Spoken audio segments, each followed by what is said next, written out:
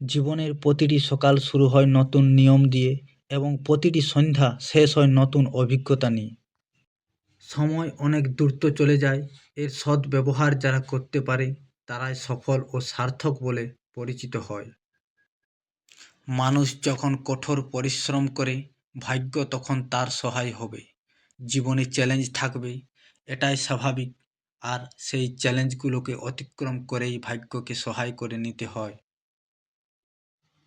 মানুষ যখন কারো প্রশংসা করে তখন খুব কম লোকেই তা বিশ্বাস করে, কিন্তু যখন কোনো কারো বদনাম করা হয় তখন প্রায় সবাই তা বিশ্বাস করে নেয়।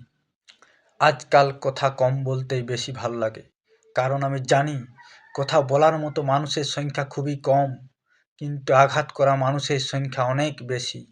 নিজেকে মূল্যবান ভাবতে শেখো। দুনিয়ায় কোটি কোটি লক্ষ লক্ষ মানুষ পাবে, কিন্তু তোমার মতো একজন কাউকে পাবে না।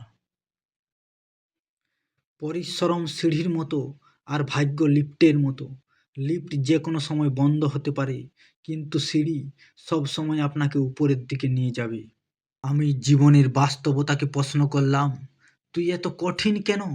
বাস্তবতা হেসে উত্তর দিল, এই দুনিয়া সহজ জিনিসের মূল্য দেয় না। স্বপ্ন জাদু দ্বারা বাস্তবে পরিণত হয় না, এটির জন্য ঘাম, সংকল্প এবং কঠোর পরিশ্রম লাগে। কখনো আশা ছেড়ে দিও না, কেননা হাজার ঝড়ঝাপটার পরেও সূর্যের আলো আসে। জীবনকে এক লম্বা যাত্রাপথ মনে করে এগিয়ে যাও। তোমার উদ্দেশ্য ঠিক থাকলে তুমি একদিন সঠিক পথের সন্ধান অবশ্যই পাবে।